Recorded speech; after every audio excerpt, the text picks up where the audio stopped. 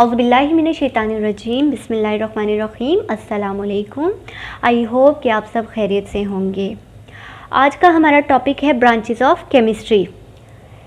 अब हम सोचेंगे कि केमिस्ट्री की ब्रांचेस को हम क्यों डिस्कस कर रहे हैं। अगर हम गौर करें या सोचें तो हमारे इर्द गिर्द बहुत सी चीज़ें हैं। फॉर एग्ज़ाम्पल हम जो खाना खाते हैं, इसके अलावा हम लोग जो कपड़े पहनते हैं, हम लोग जो मेडिसिन यूज़ करते हैं, जो शूज़ वगैरह हम लोग पहनते हैं, तो ये सब कुछ हमारे पास कहाँ से आता है, मतलब ये किस तरह से हम तक बन के आया है, इसके पीछे क्या प्रोसेस है। तो उस प्रोसेस को जानने के लिए ही हम केमिस्ट्री की जो है वो ब्रांचेस को स्टडी करते हैं। अगर हम हर चीज़ को हम पढ़ना स्टार्ट करें तो हमारे लिए बहुत मुश्किल हो जाएगा। इसीलिए हम क्या करते हैं कि हम हर चीज़ को एक अलग अलग कैटेगरी में रखते हैं ताकि उसको इजीली से समझा जा सके। तो इसीलिए हम डिस्कस करते हैं ब्रांचेस ऑफ केमिस्ट्री को। फॉर एग्ज़ाम्पल देखें कि अब अगर हम खाना खाते हैं, हमारे खाने में हमारा साल्ट होता है, साल्ट जिसको हम सोडियम क्लोराइड भी बोलते हैं। अब ये साल्ट जो है हमें ये पता है कि ये कान के ज़रिए से कानों में निकलता है और ये कान जो होती हैं वहाँ से ये हमें मिलता है। इसके अलावा ये समंदर से मिलता है हमें। तो हम ये तो नहीं कह सकते कि ये डायरेक्टली हमारे पास आ जाता है कान से, क्योंकि ये पहले वहाँ पे माइनिंग का प्रोसेस होता है, इसके बाद इंडस्ट्रीज़ में जाता है, वहाँ से फिर ये तैयार होकर हम तक आता है। तो इसी तरह से हमारे पास जो फैब्रिक है, जो कपड़े हैं हम पहनते हैं, उनमें जो डाइज़ वगैरह होते हैं, जो कलर वगैरह यूज़ होता है, तो वो भी केमिस्ट्री की बदौलत ही होते हैं। तो यही चीज़ें आज हमने स्टडी करनी है। आज हमारे पास सबसे पहला जो केमिस्ट्री की जो पहली ब्रांच है वो हमारे पास है फिज़िकल केमिस्ट्री। अब फिज़िकल केमिस्ट्री जो है वो केमिस्ट्री की ऐसी ब्रांच है जिसमें हम करते हैं किसी भी चीज़ को हम बताते हैं उसकी कंपोजिशन करके, उसकी प्रॉपर्टीज़ के बारे में हम बताते हैं। मतलब हम क्या बात करते हैं कि इसमें हम किसी भी चीज़ की क्या करते हैं, कंपोजिशन करते हैं, ठीक है, कंपोज कैसे हुआ होता है। इसके बाद हम इसकी क्या करते हैं, हम इनकी प्रॉपर्टीज़ को डिस्कस करते हैं। अब यहाँ पे अगर हम बात करें तो कंपोजिशन हमारे पास क्या है। अब देखिए फॉर एग्ज़ाम्पल हमारे पास वाटर है, अब पानी है हमारे पास, ठीक है। अब पानी जो है हमारे पास, हमें पता है कि ये हाइड्रोजन और ऑक्सीजन से मिलके बना होता है, ठीक है। हाइड्रोजन और ऑक्सीजन से पानी मिलके बना हुआ है। अब हमें देखें, ये हाइड्रोजन होती है गैस, ठीक है, ऑक्सीजन भी होती है गैस। अब दोनों गैस मिलके जब ये हमें वाटर मिलता है तो ये हमें क्या मिलता है, लिक्विड फॉर्म में मिलता है, ठीक है। अब फिज़िकली में सबसे पहले हमें तो ये पता होता है कि ये लिक्विड फॉर्म में आ गया, ठीक है। तो ये क्या है कि मतलब फ़िज़िकल स्टेट इसकी क्या होगी, ये लिक्विड में है। फ़िज़िकल केमिस्ट्री में हम ये देखते हैं कि उसका ज़ाहिरी उसकी शक्ल कैसी है, ठीक है। जैसे कि अगर मैं कहूँ कि मैं सीमेंट और अगर मैं सैंड को मिक्स करूँ, ठीक है। अब ये देखें कि ये दोनों सॉलिड हैं, लेकिन जब इनके नतीजे में मेरे पास कोई भी मिक्सचर बनेगा तो वो मेरे पास क्या होगा, वो भी सॉलिड ही होगा। तो मीन्स कि ये भी क्या है कि ये भी इसकी फ़िज़िकल अपीयरेंस ही है, ठीक है। अब हमने बात की थी कंपोजिशन की हमने बात की। अब जो कंपोजिशन है उसमें हम ये देखते हैं कि जो हाइड्रोजन है वो ऑक्सीजन के साथ किस तरह से बॉन्ड हुआ है, ठीक है। तो ये आ जाती है इसकी कंपोजिशन के, हम इस चीज़ को देखते हैं।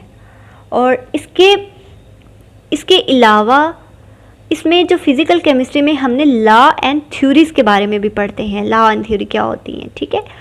अब हाइड्रोजन और ऑक्सीजन जब आपस में मिले होते हैं, जुड़े होते हैं, तो इनके जुड़ने की वजह से जो इनके पीछे कानून है, कोई लॉ है जो किस वजह से ये आपस में जुड़े हुए हैं, ये जो है ये भी डिस्कस किया जाता है फिज़िकल केमिस्ट्री में, ठीक है।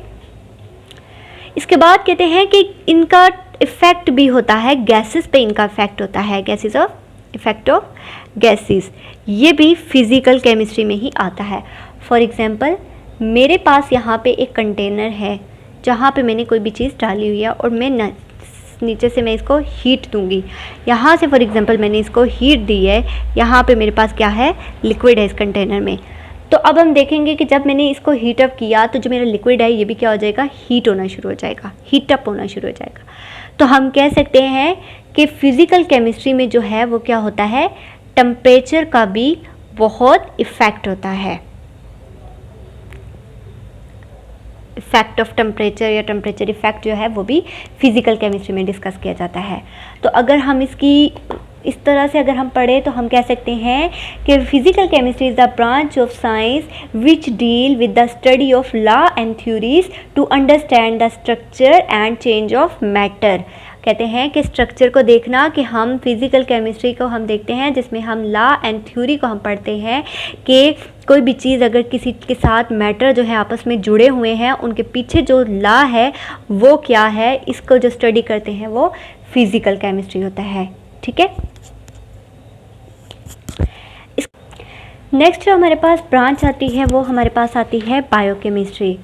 बायोकेमिस्ट्री में हम क्या चीज़ डिस्कस करते हैं, बायो का मतलब होता है लाइफ। ठीक है, इसमें हम किसी भी चीज़ की हम क्या देखते हैं, स्ट्रक्चर देखते हैं, इसके अलावा हम इसकी कंपोजिशन देखते हैं।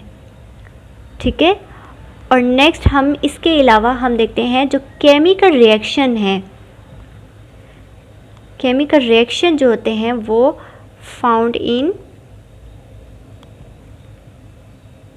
लिविंग ऑर्गेनिज्म, कि लिविंग ऑर्गेनिज्म के बॉडी के अंदर क्या केमिकल रिएक्शन जो है वो हो रहे हैं, इनकी हम जो स्टडी करते हैं हम बायोकेमिस्ट्री में करते हैं।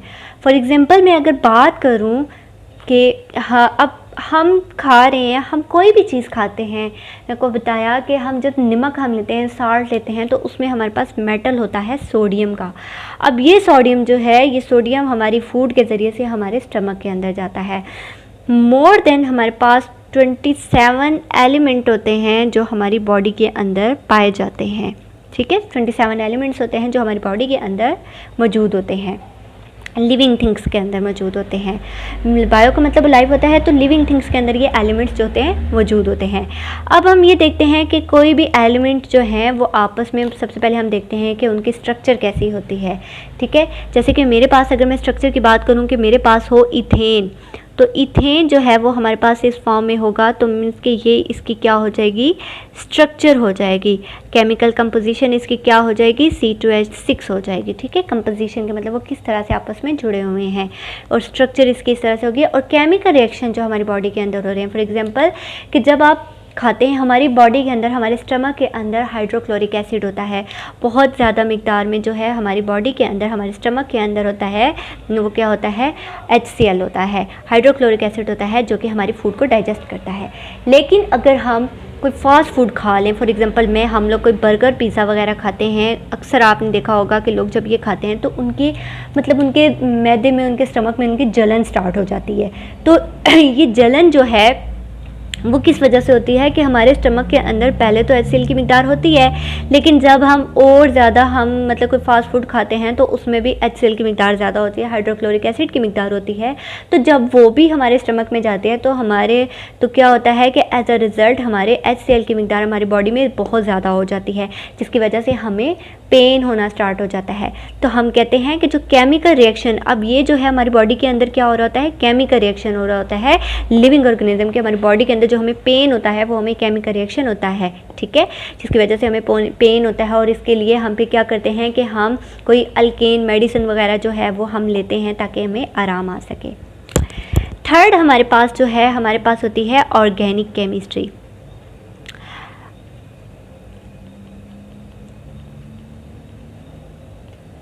थर्ड ब्रांच केमिस्ट्री की जो है वो हमारे पास है ऑर्गेनिक केमिस्ट्री। ऑर्गेनिक केमिस्ट्री की अगर हम बात करें तो इसमें कहते हैं कि इसमें हम सबसे पहले हम ये बात करते होते हैं कि इसमें जो है कोई भी एलिमेंट जिसमें कार्बन और हाइड्रोजन के एलिमेंट्स होंगे ना, मतलब वो होते हैं कोई भी कंपाउंड जिसमें कार्बन और हाइड्रोजन के एलिमेंट होंगे उनको हम ऑर्गेनिक कंपाउंड कहते हैं। ठीक है, और इनकी स्टडी को हम ऑर्गेनिक केमिस्ट्री कहते हैं।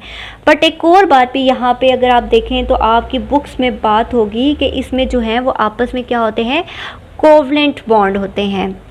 अब ये कोवलेंट बॉन्ड का सिस्टम क्या होता है, कोवलेंट बॉन्ड क्या होते हैं, अगर जो न्यू स्टूडेंट है इनको नहीं पता कि कोवलेंट बॉन्ड क्या होते हैं, तो मतलब एलिमेंट्स के दरमियान जो है आपस में जो बॉन्ड की फॉर्मेशन होती है वो 3 तरह की होती है।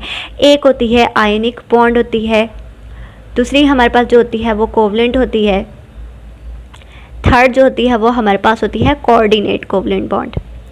अब इसमें क्या होता है कि इसमें आयनिक बॉन्ड ऐसा बॉन्ड होता है कि जिसमें क्या होता है कि हमारे पास इलेक्ट्रॉन्स जो हैं, 2 एटम्स के इलेक्ट्रॉन, जो एलिमेंट के इलेक्ट्रॉन जो हैं वो आपस में अपने अपने इलेक्ट्रॉन्स क्या होते हैं, शेयर कर रहे होते हैं, ठीक है।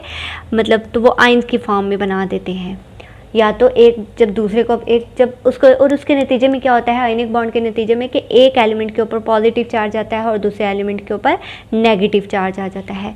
कोवलेंट बॉन्ड ये होता है कि जिसमें क्या होता है कि कोई एटम जो होता है ना वो इलेक्ट्रॉन नहीं देता, ना वो इलेक्ट्रॉन देता है और ना वो इलेक्ट्रॉन लेता है, तो इस दौरान जो बॉन्ड बनता है उसको हम बोलते हैं कोवलेंट बॉन्ड। और कोई ऐसे एटम होते हैं कि जिनके इलेक्ट्रॉन जो होते हैं वो क्या होते हैं, वो पूरे के पूरे जो हैं वो अपने इलेक्ट्रॉन्स जो हैं वो दे देते हैं, पूरा पेयर दे देते हैं, तो उनको हम बोलते हैं कोऑर्डिनेट कोवलेंट बॉन्ड। अब अगर हम बात करें, हम मीथेन की बात करें, मीथेन गैस जो होती है, मीथेन गैस होती है जो कि हम अपने घरों में यूज़ करते हैं, मीथेन गैस जो हम यूज़ करते हैं, घरों में गैस यूज़ करते हैं, इसको हम बोलते हैं मीथेन गैस। अब मीथेन गैस का क्या होता है कि इसमें कार्बन जो है, कार्बन की आउटर मोस्ट शेल में 4 इलेक्ट्रॉन होते हैं। आपको पता है कि मतलब एक जो होता है एटम होता है उसके इलेक्ट्रॉन मतलब उसके शेल होते हैं, मतलब उसके तो पहले शेल में उसके 2 इलेक्ट्रॉन आ जाते हैं और दूसरे शेल में उसके बाकी जितने होते हैं वो बचते हैं। तो इसी तरह से कार्बन जो है, कार्बन के पहले में 2 आ जाते हैं तो दूसरे में 4, आउटर मोस्ट शेल में 4 इलेक्ट्रॉन होते हैं। अब इस कार्बन की भी ख्वाहिश होती है कि इसके आउटर मोस्ट शेल में मैक्सिमम 8 इलेक्ट्रॉन होते हैं, तो इसके भी 8 इलेक्ट्रॉन पूरे के पूरे आ सकें। तो ये क्या करता है कि ये हाइड्रोजन के साथ क्या करता है, बॉन्ड बनाता है। अब इसकी हाइड्रोजन के बॉन्ड बनाने की क्या बात है कि हमें मतलब कोई भी एटम जो है जब वो किसी के साथ बॉन्ड बनाता है हमें ये पता चलता है कि ये इलेक्ट्रोनेगेटिविटी पे डिपेंड कर रहा होता है, ठीक है। तो कार्बन की जो इलेक्ट्रोनेगेटिविटी होती है वो 3.6 होती है और हाइड्रोजन की जो इलेक्ट्रोनेगेटिविटी होती है वो होती है 2.4 होती है, ठीक है। और जो 6 मतलब ये हमारे पास आ जाएगा 1.2 जी। और आयोनिक बॉन्ड की जो इलेक्ट्रोनेगेटिविटी होती है वो मैक्सिमम 107 होती है। मतलब अगर कोई भी बॉन्ड जिनकी एटम जो जिनकी आपस में इलेक्ट्रोनेगेटिविटी 107 होगी वो आयोनिक बॉन्ड बनाएंगे, और अगर जिनकी 102 होगी मतलब कि तो उनके दरमियान जो बॉन्ड बनेगा वो कोवलेंट बॉन्ड बनेगा। तो इस दौरान क्या करेगा कि कार्बन जो है वो हाइड्रोजन के साथ मिल के तो वो क्या करेगा, वो एक अपना बॉन्ड बनाएगा और ये जो बॉन्ड बनेगा इसको हम बोलेंगे कोवलेंट बॉन्ड। तो ये होता है कोवलेंट बॉन्ड, ठीक है, कि ऑर्गेनिक केमिस्ट्री में हम ये पढ़ते हैं। इसके बाद ऑर्गेनिक केमिस्ट्री की हम बात करें तो ऑर्गेनिक केमिस्ट्री में हमारे पास बहुत सी चीज़ें आती हैं जो हम खाते हैं। फॉर एग्जांपल हम मतलब जो कार्बोहाइड्रेट्स हम लेते हैं, हमारी बॉडी के अंदर जो कार्बोहाइड्रेट्स हैं वो ऑर्गेनिक में इसमें कार्बन एंड हाइड्रोजन के डेरिवेटिव्स होते हैं, आगे इनको हाइड्रोकार्बन्स बोलते हैं। तो ये भी जो है ये क्या है, ये ऑर्गेनिक केमिस्ट्री में ही पढ़े जाते हैं। इसके अलावा हम लोग बात करें तो हमारी मतलब लाइफ में जो है बहुत सी चीज़ें ऐसी हैं जो ऑर्गेनिक ही हैं।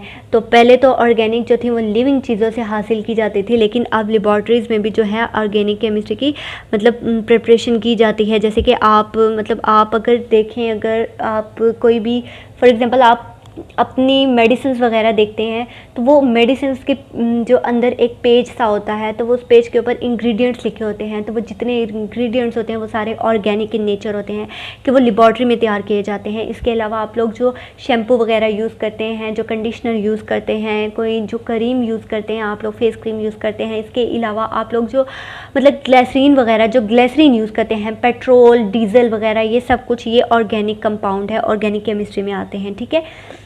नेक्स्ट हमारे पास जो ब्रांच आती है वो हमारे पास आती है इनऑर्गेनिक केमिस्ट्री।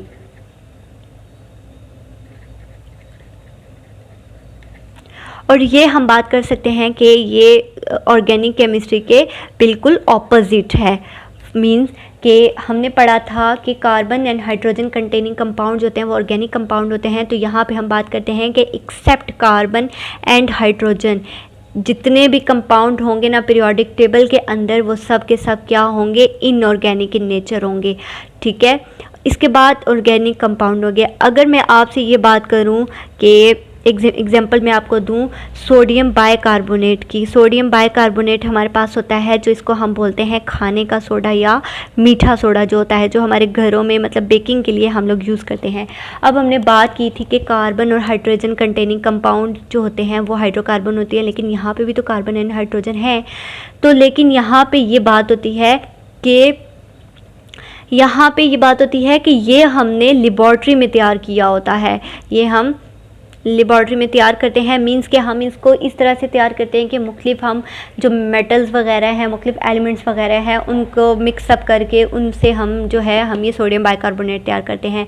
लेकिन ऑर्गेनिक कंपाउंड होते हैं उसमें हम मतलब लिविंग थिंग्स से हम जो है नेचुरली चीज़ें जो हैं, नेचुरल थिंग्स जो होती हैं वो हम लेते हैं। जैसे कि गंदम हमारी है वो हम लेते हैं, वो ऑर्गेनिक कंपाउंड में आती है। और ये इनऑर्गेनिक कंपाउंड मीन्स के नॉन लिविंग ऑर्गेनिज्म से ये हमें मिलती है। और इसकी एग्जाम्पल जो अगर हम देखें इनऑर्गेनिक की जो हमारे पास एग्जांपल आती है वो हमारे पास आती है सीमेंट की आती है, जो कि इंडस्ट्रीज़ में बनता है। इसके अलावा हमारे पास ग्लास होते हैं, जो हमारे पास शीशे या मिरर वगैरह होते हैं।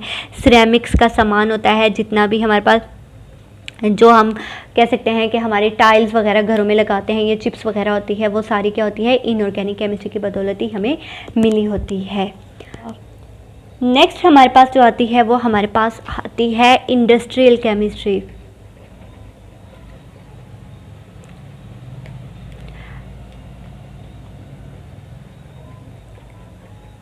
अगर हम इंडस्ट्रियल केमिस्ट्री की बात करें तो जो भी चीज़ हम खाते हैं, जो भी फूड हम लेते हैं, या जो भी हमारी डेली रोज़मर्रा की चीज़ें हैं वो हमें इंडस्ट्रीज़ से हमें मिलती हैं। वो कहीं ना कहीं पे बनती होती हैं, जो कि बड़े पैमाने पर चीज़ें तैयार की जाती हैं, कमर्शियल स्केल के ज़रिए से चीज़ें तैयार की जाती हैं। जिससे हम कह सकें कि ये हम इसमें ये कह सकते हैं कि जिसमें सिंथेसिस होती है चीज़ों की, वो केमिकल्स की जो सिंथेसिस होती है ऑन कमर्शियल स्केल में, ठीक है, जिससे हमें क्या हो कि हमारे मुल्क की इकोनॉमी जो है वो भी इंक्रीज़ हो सके और हमें जो है वो मतलब फ़ायदा पहुंच सके। तो मतलब जो बड़े पैमाने पर चीज़ें तैयार की जाती हैं वो इंडस्ट्रीज़ में होती हैं। जैसे कि हम कह सकते हैं कि हमारी शुगर है, चीनी के शुगर इंडस्ट्रीज़ है। इसी तरह से हम कह सकते हैं कि सीमेंट इंडस्ट्रीज़ है। डाइस वगैरह जो हैं वो भी क्या है कि इन्हीं मतलब इंडस्ट्रियल स्केल पे ही जो हैं वो बनते हैं। सोप्स वगैरह जो होते हैं, हम अब सोप्स मतलब अब इनका ये होता है कि जो केमिकल्स वगैरह जो हैं वो पहले लैब में यूज़ होते हैं, उसके बाद उन केमिकल्स को आपस में मिलाया जाता है इंडस्ट्रीज़ में, तो तब जाके हमारे लिए कुछ चीज़ें जो हैं वो तैयार होती हैं। मतलब इंडस्ट्रीज़ हम इनको कहते हैं कि इंडस्ट्रियल केमिस्ट्री ये होती हैं, जिससे हमें और हमारे मुल्क के तमाशी फ़ायदा पहुँच सके। कमर्शियल स्केल पर ये इसका काम होता है। इसके बाद हमारे पास एक और ब्रांच केमिस्ट्री की ब्रांच आती है जिसको हम बोलते हैं इन्वायरमेंटल केमिस्ट्री।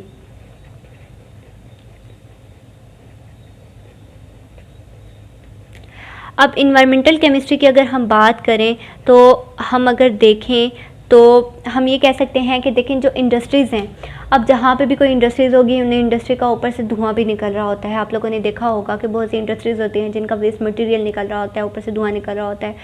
तो मतलब ये धुआं जो है ये हमारे माहौल को बहुत ज़्यादा ख़राब करता है, हमारी एयर को गंदा करता है, जिससे हमारी एयर को बहुत ज़्यादा नुकसान भी पहुंचता है। तो हम ये कह सकते हैं कि इसमें हम बात करते हैं कि effect of environment and their on human life, कि ह्यूमन की लाइफ पे जो है वो उसका क्या इफ़ेक्ट हो रहा है, हम इसको इन्वायरमेंटल केमिस्ट्री बोलते हैं। यहाँ इसमें हम ये बात कर सकते हैं कि इफ़ेक्ट ऑफ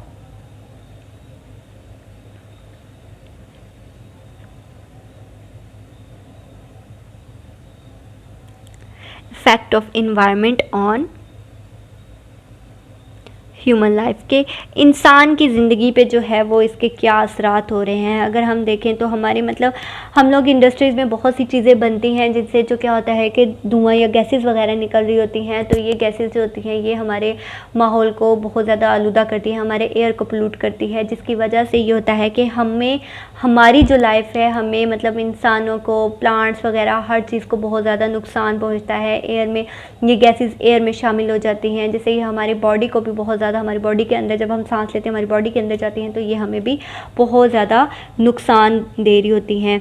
मतलब इसके अलावा हम कह सकते हैं कि जब ये जब इंडस्ट्रीज से जो धुआं निकलता है ये एयर में शामिल होता है तो इसके नतीजे में क्या होता है कि हमारे जो एयर में जो है ये गैसेस बन जाती हैं। और इसके बाद जब हमारे बारिश होती है तो बारिश के दौरान क्या होता है कि ये जो है एसिड रेन की फॉर्म में ये ज़मीन पे गिरते हैं, जिससे ये बहुत ज़्यादा मतलब हम कह सकते हैं कि हमारे घरों की जो बाहर की दीवारें हैं उनकी, आपने देखा होगा अक्सर कि लोगों के घरों की बाहर दीवारें जो होती हैं वो ख़राब हो जाती हैं, मतलब उनके कलर्स वगैरह, टाइल्स वगैरह के कलर जो है वो ख़राब होना शुरू हो जाते हैं ड्यू टू एसिड रेन की वजह से ही होते हैं कि जब इंडस्ट्रीज़ का वेस्ट जो है वो मतलब धुआँ जो है वो एयर में शामिल हो जाता है जिसमें सल्फ़र और नाइट्रोजन की मिकदार होती है। और जब ये बारिश के एयर में मौजूद वाटर वेपर्स के साथ मिलते हैं तो ये मतलब अब जिसकी वजह से क्या हुआ कि सन की जो रेज़ है वो डायरेक्टली ज़मीन पे पड़ना शुरू होगी और जिसकी वजह से क्या हुआ है कि मतलब हमें जो बीमारियां मतलब इंसानों को लगती हैं जैसे कि स्किन कैंसर वगैरह, ये चीज़ें जो हैं ये इन्वायरमेंटल केमिस्ट्री की वजह से होती हैं। ठीक है, इसके बाद हमारे पास एक और जो केमिस्ट्री की ब्रांच आती है उसको हम बोलते हैं एनालिटिकल केमिस्ट्री। अब अगर हम एनालिटिकल केमिस्ट्री की बात करें तो एनालिटिकल केमिस्ट्री होती है कि हम मतलब किसी भी चीज़ की हम डिटेक्शन करना और हम उसकी एस्टिमेशन करना।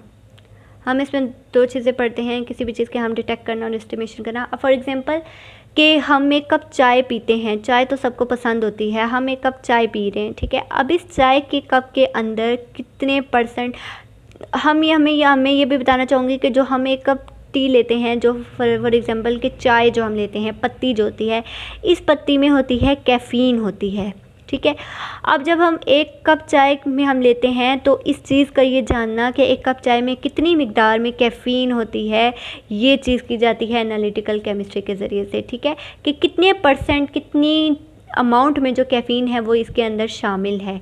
ठीक है, तो इस चीज़ को कहते हैं मतलब एनालिटिकल केमिस्ट्री।